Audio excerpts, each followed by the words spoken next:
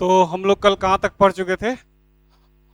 हम लोग जो है उस पे क्वेश्चन कर रहे थे कि इक्वेशन ऑफ प्लेन पे, ठीक है, उस पे हम लोग बहुत सारा क्वेश्चन भी कर लिया था। उसके बाद जो है हम लोग का जो आगे है वो intercept form of a plane है। क्या है? Intercept form of a plane. अच्छा, कल के वीडियो में जो है एक जो है उसमें करेक्शन कर लेना कि जहाँ पे मैंने दो प्लेन के बीच में इंटरसेक्शन बताया था, तो उसके लाइन में जो मैंने लिखाया था कि इंटरसेक्शन ऑफ लाइन, वहां पे कर लेना क्या कि intersection of two plane represents a line. क्या कर लेना है? Intersection of two plane represents a line. बाकी सब कुछ ठीक है, कोई दिक्कत उसमें नहीं है। अच्छा, हम लोग जो आगे आज पढ़ेंगे वो हम लोग का आज का टॉपिक है कि intercept form of a line. क्या है?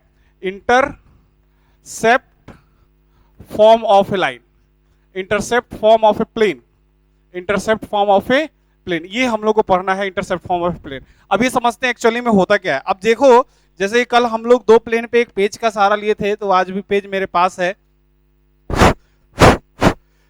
उससे हम लोग समझ सकते हैं। जैसे देखो कि कल मैंने क्या बताया था इन दोनों प्लेन के बारे में कि इस प्लेन का परपेंडिकुलर वेक्टर ये था और इस प्लेन का परपेंडिकुलर वेक्टर ये था, और ये जो दोनों जहां पे मिलता था उन दोनों का क्रॉस करके हम लोग एन वेक्टर ऊपर की तरफ निकालते थे, और जो एन वेक्टर निकलता था उसका डीआर और इसका डीआर सेम होता था, क्योंकि दोनों इसका नॉर्मल वेक्टर और इन दोनों का प्लेन का जो इंटरसेक्शन लाइन है वो क्या है, हमारा पैरेलल है। तो पैरेलल है तो इसका डीआर और इसका डीआर सेम हो जाता था। अच्छा, अब जो हम लोग पढ़ने वाले हैं वो क्या पढ़ने वाले हैं कि intercept form of a plane. अब intercept form of a plane को कैसे समझा जा सकता है? अब इसको देखो, समझो इधर कि जैसे मान लो कि एक पूरा प्लेन है, ठीक है, ये अभी हम लोग मान लेते हैं कि ये पूरा एक प्लेन है। क्या है?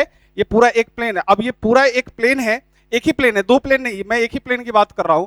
और इस पे जो है एक और है इधर,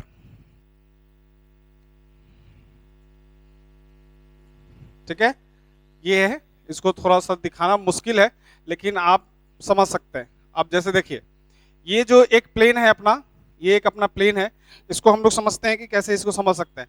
अब ये जो प्लेन है ये हमारा एक प्लेन है, और ये एक प्लेन जो है वो इनफाइनाइट लेंथ का हो सकता है। इनफाइनाइट लेंथ का जो प्लेन है वो इस ये एक्स एक्सिस है, ये वाई एक्सिस और ये जेड एक्सिस। इसको आप समझिएगा कि ये एक्स एक्सिस है, वाई एक्सिस, इसको ऐसे समझिए, ये वाला एक्स एक्सिस, ये वाला वाई एक्सिस और ये वाला जेड एक्सिस, और ये प्लेन है जो इसको काटता हुआ निकल रहा है, इनफाइनाइटली लेंथ इधर भी और इनफाइनाइटली लेंथ इधर भी। अब देखो होता क्या है कि जैसे आप इसको देखेंगे तो इसको मैंने माना एक्स एक्सिस, इसको मैंने माना वाई एक्सिस और इसको मैंने माना जेड एक्सिस। तो जब आप इसको देखेंगे तो आपको दिखेगा, अच्छा जो मेरे हाथ में है वो क्या है, जो मेरे हाथ में है वो ओरिजिन है। जो मेरे हाथ में क्या है वो ओरिजिन, जहां से ये तीनों लाइनें पास कर रहे हैं, जहां से ये तीनों लाइनें पास कर रहे हैं। कौन कौन से लाइनें पास कर रहे हैं? X axis, Y axis and Z axis पास कर रहे हैं, ठीक है।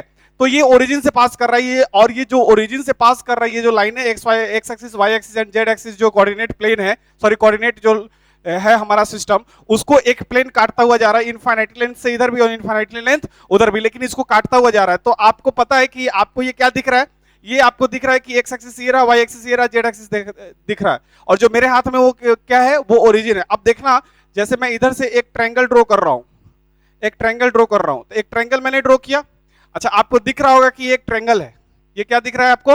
एक ट्रायंगल। अच्छा, जो मेरे हाथ में वो क्या है, वो मेरे हाथ में ओरिजिन है। तो आपको दिख रहा होगा कि अब जैसे ही आपको ये दिखा तो आपको ये समझ में आ जाना चाहिए कि एक्चुअली में सर ये तो ट्रायंगल नीचे वाला है, और ये जो ट्रायंगल बन रहा है ऊपर में, तो आप देखेंगे तो आपको टेट्राहेड्रॉन दिखेगा, प्रिज्म दिखेगा, दिख रहा है क्या? प्रिज्म दिखेगा। अब ये प्रिज्म का देखो कितने फेसेस हैं, तीन फेसेस ऊपर में और एक फेस नीचे में, चार फेसेस है। तो इसको बोलते हैं हम लोग टेट्राहेड्रॉन। क्या बोलते हैं इसको? टेट्राहेड्रॉन बोलते हैं। तो अब देखो इधर, अब आपसे क्वेश्चन कैसे कैसे उठेगा intercept form of a line पे, कि यदि ये intercept form of a line है, ठीक है, intercept form of a line है, तो आपके पास जो है intercept form of a line है, तो ये टेट्राहेड्रॉन दिख रहा है। तो एक बात मुझे बताओ कि इस टेट्राहेड्रॉन का कुछ अपना सेंट्रॉइड होगा जो जी यहां पे होगा, यहां पे जी होगा, यहां पे जी होगा। तो क्वेश्चन आपसे इसे भी राइज किया जा सकता है कि एक प्लेन जो है एक्स एक्सिस, वाई एक्सिस और जेड एक्सिस को काटता हुआ निकल रहा है, और जो टेट्राहेड्रॉन बन रहा है उसका सेंट्रॉइड कितना हो। ये कर लोगे आप, वेक्टर के अंदर हम लोग सिखाए हुए हैं। अच्छा, उसके बाद बताओ कि इस प्लेन पे जो ये मेरे ट्रायंगल बना उसका अपना एक सेंट्रॉइड होगा। हाँ बिल्कुल होगा। तो आपसे इस पे भी क्वेश्चन आएगा तो आप बना दोगे कि एक ट्रायंगल का सेंट्रॉइड क्या होता है, आपको पता है। उसके बाद अब एक बात मुझे बताओ, अब आपसे क्वेश्चन कैसे राइज किया जा सकता है कि जैसे मान लो कि ऐसे समझिए इसको, इसको थोड़ा सा इसको होल्ड करना बहुत मुश्किल है, लेकिन आप समझ जाएंगे। अब देखिए इसके ये वाला जो ट्रायंगल था, जो नीचे में ट्रायंगल था हमारा, उसके सेंट्रॉइड से यदि मैं ऊपर से कोई लाइन गुजारूं यहां से, तो वो उसको बीच सेंटर से काटता हुआ निकलेगा, और जो काटता हुआ निकलेगा और जो प्लेन पे मिलेगा वो टेट्राहेड्रॉन का क्या हो जाएगा, हाइट हो जाएगा। तो इसको देखो, इसको बना के दिखाते हैं अपन बोर्ड पे, तो कैसे दिखाएंगे इसको? बोर्ड पे बना के दिखाएंगे ना तो कुछ इस तरीके से दिखेगा आपको। ये रहा X axis, Y axis and Z axis, ये रहा एक्स एक्सिस और ये रहा वाई एक्सिस और ये रहा अपना जेड एक्सिस, और ये काटता हुआ ऐसे दिखाएगा, ठीक है। क्योंकि मेरे पास कोई चारा नहीं है तो हम इसको ऐसे ही दिखा सकते हैं, बाकी पेपर में आप समझ सकते हैं, ठीक है। और ये जो यहां पे आया उसको हम लोग बोलेंगे, जैसे कि मान लो ये तो अपना ओरिजिन था, जो मेरे हाथ में था क्या था, वो ओरिजिन था, दैट इज 0,0,0। अच्छा, ये x इंटरसेप्ट में x में कटा, तो x में कितना कटा होगा, a कटा होगा, a दूरी पे कटा होगा। इसका मतलब कि ये दूरी कितनी थी, a थी, तो इसका कोऑर्डिनेट बता दो, a, 0,0। उसी तरीके से y एक्सिस में जो कटा होगा वो क्या कटा होगा, 0,b,0। उसी तरह z एक्सिस में जो कटा होगा वो कितना कटा होगा, 0,0,c कटा होगा, ठीक है। अब देखो एक्चुअली में जो प्लेन जो x एक्सिस को काटा वो हमारा a दूरी पे काटा, तो हमारा x इंटरसेप्ट कितना हो गया, a हो गया। x इंटरसेप्ट कितना हो गया, a हो गया। उसी तरीके से जो y एक्सिस को जो प्लेन काटता हुआ निकला उसका y इंटरसेप्ट कितना हो गया, b हो गया। अच्छा, उसी तरीके से z एक्सिस में जो मेरा प्लेन काटता हुआ निकला उसका इंटरसेप्ट कितना हो गया, c हो गया। तो स्ट्रेट लाइन के अंदर हम लोग इंटरसेप्ट फॉर्म में पढ़े थे कि स्ट्रेट लाइन के अंदर क्या होता था, x अपॉन में a प्लस y अपॉन में b is equal to 1।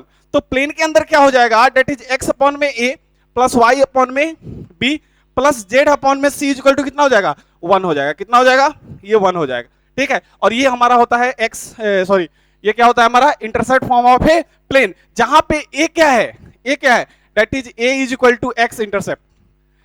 a क्या है, x इंटरसेप्ट है, b क्या है, y इंटरसेप्ट है, b क्या है, y इंटरसेप्ट है, और c क्या है अपने पास, z इंटरसेप्ट है, ठीक है, z इंटरसेप्ट। अच्छा, इसके आगे सपोज दैट कीजिए कि कल को आपके पास x अपॉन में a प्लस y अपॉन में b प्लस z अपॉन में c कितना आ गया, अपने पास 1 आ गया। तो रिमार्क के अंदर आप लिखना कि if plane is parallel to x axis.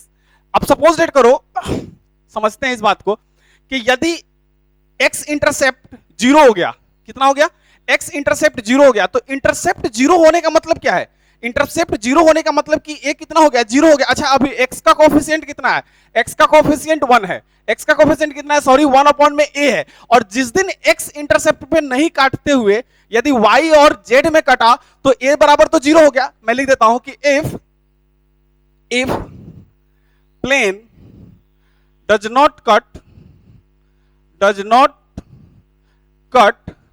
x intercept then a बराबर 0। तो जैसे ही a बराबर 0 होगा तो x का कोफिशिएंट क्या था, x का कोफिशिएंट कितना था, मेरा x का कोफिशिएंट कितना था, 1 अपॉन में a था। तो जैसे ही ये 0 होगा, जैसे ही ये 0 हो गया तो ये किसकी तरफ हो गया जाएगा, टेंड, यानी कि इनफाइनाइट की तरफ टेंड हो जाएगा। इसका मतलब कि जैसे ही ये x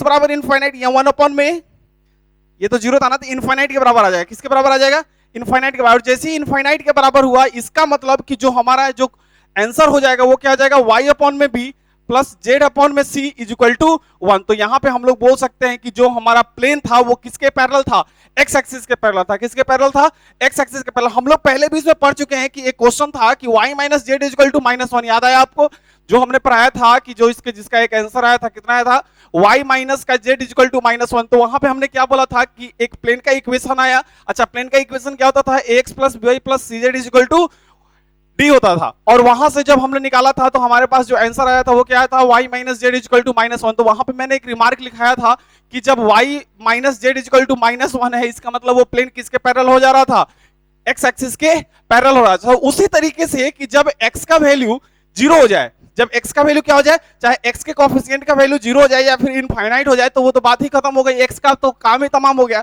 तो जैसे ही तमाम हुआ तो मेरे पास ये पार्टी बच गई। अब ये पार्टी बची y अपॉन में b प्लस z अपॉन में c इज इक्वल टू 1। अब तो ये एक प्लेन का ही इक्वेशन देगा। जब ये प्लेन का इक्वेशन देगा तो वो प्लेन किसके पैरेलल हो जाएगा, x एक्सिस के पैरेलल होगा। अच्छा, जिस दिन y बार ये जो पार्टी है y अपॉन में b ये खत्म हो जाए तब मेरे पास क्या बचेगा, x अपॉन में a प्लस जेड अपॉन में c इक्वल टू 1। तब मेरा जो प्लेन बनेगा वो किसके पैरेलल होगा, y एक्सिस के पैरेलल होगा। उसी तरीके से सिमिलरली यदि जिस दिन ये पार्टी जीरो हो गई, जेड अपॉन में c वाली पार्टी जीरो हो गई, तो जिस दिन वो जीरो होगी तो उस दिन हमारा जो प्लेन होगा वो किसके पैरेलल हो जाएगा, जेड एक्सिस के पैरेलल हो जाएगा। ठीक है, बात समझ में आया, ये हमारा intercept form of a plane है। ठीक है, लेकिन इसके बाद जो है इसके रिमार्क में लिख लीजिए, रिमार्क में एक बात लिखना है कि if plane is parallel to X axis, इसके रिमार्क में if plane is parallel to X axis, if plane is parallel to X axis, then equation of plane is y upon में b प्लस जेड अपॉन में c is equal to 1 हो जाएगा। ये remark number 1 है।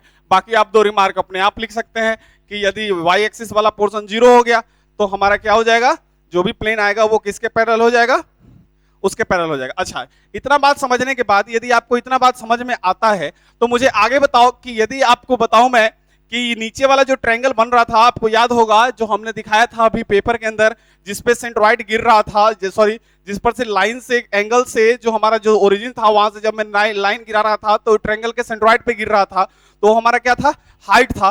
तो जो नीचे वाला है उसमें हम क्या क्या दिखा सकते हैं, वो हम लोग एरिया दिखा सकते हैं। कैसे दिखा सकते हैं एरिया, अब इसको समझते हैं। पहले हो गया तो इतना लिख लो।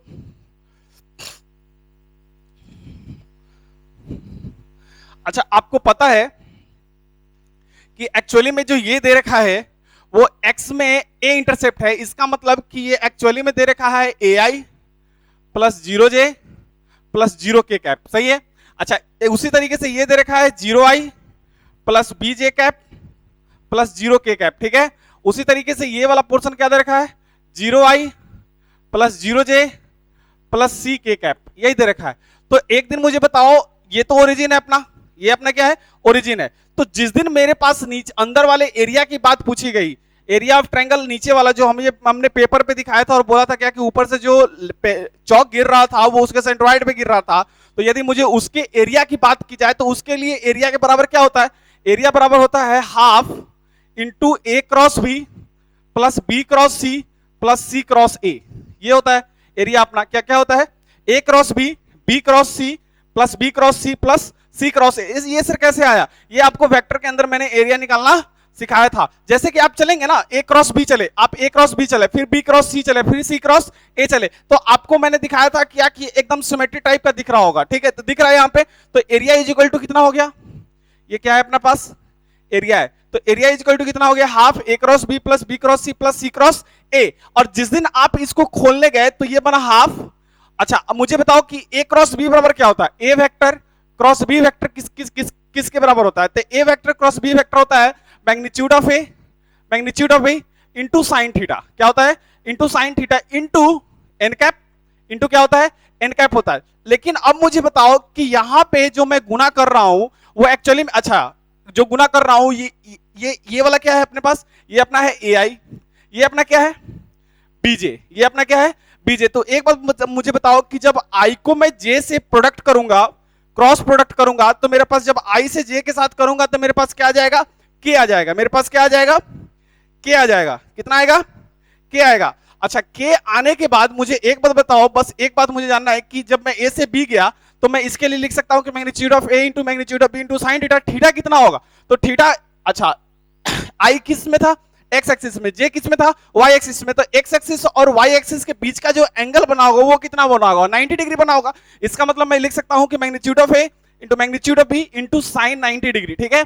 और एक ए क्रॉस जे करेंगे तो मेरे पास क्या आ जाएगा, के कैप आ जाएगा, ठीक है, plus B vector sorry magnitude of B into magnitude of C into में साइन 90 डिग्री, ठीक है।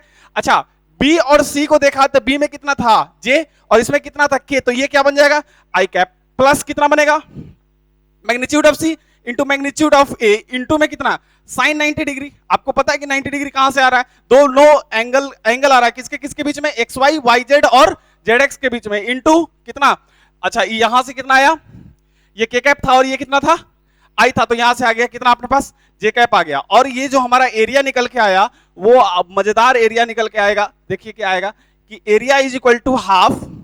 अच्छा साइन 90 आपको कितना पता है, साइन 90 कितना होता है 1 होता है, तो आप लिख सकते हैं कि ए बी इंटू के प्लस बी सी इंटू आई प्लस सी ए इंटू जे, ये हमारा एरिया निकल के आता है। ये मेरा एरिया कौन सा होगा, ये हमारा एरिया होगा वेक्टर एरिया। क्या होगा मेरे पास, ये मेरा एरिया जो होगा वो वेक्टर एरिया हो। लेकिन आपसे यदि क्वेश्चन वाला पूछा कि मुझे तो स्केलर एरिया चाहिए, मुझे क्या चाहिए, स्केलर एरिया चाहिए, तो scalar area is equal to आप क्या लिखेंगे, scalar area is equal to लिखेंगे आप, scalar area is equal to क्या हो जाएगा 1/2 का तो 1/2 रहेगा और बाकी पे मोड रूट चढ़ जाएगा, तो मैं लिखूंगा 1/2 इंटू में रूट अंडर कितना कितना बता दो, ए बी का स्क्वायर प्लस बी सी का स्क्वायर प्लस सी ए का स्क्वायर, और ये हमारे पास जो आएगा वो मेरे पास क्या आ जाएगा, स्केलर एरिया आ जाएगा। क्या आ जाएगा मेरे पास, स्केलर एरिया आ जाएगा, स्केलर एरिया आ जाएगा। तो इस पे भी आपसे क्वेश्चन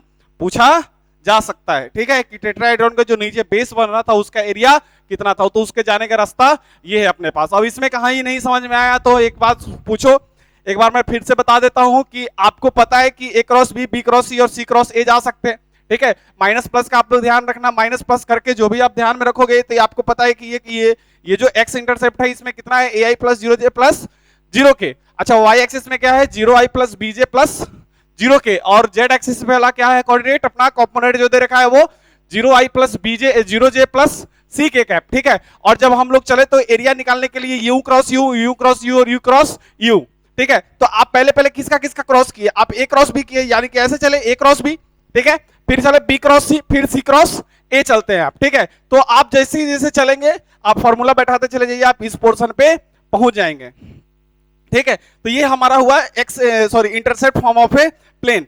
तो उसमें हम लोग स्केलर एरिया भी निकालना सीख लिया और वेक्टर एरिया भी निकालना सीख लिया। अब आईआईटी वाला क्या करेगा कि आपसे जो है दोनों सवाल पूछेगा एक ही क्वेश्चन में, जैसे मल्टीपल चॉइस का क्वेश्चन आया तो उसमें पूछेगा कि vector area and scalar area क्या होगा, ठीक है। तो आपको दोनों ऑप्शन दे रखा होगा और दोनों ऑप्शन आपका क्या होगा, सही होगा, तो आप वहां से देख के निकाल लेना।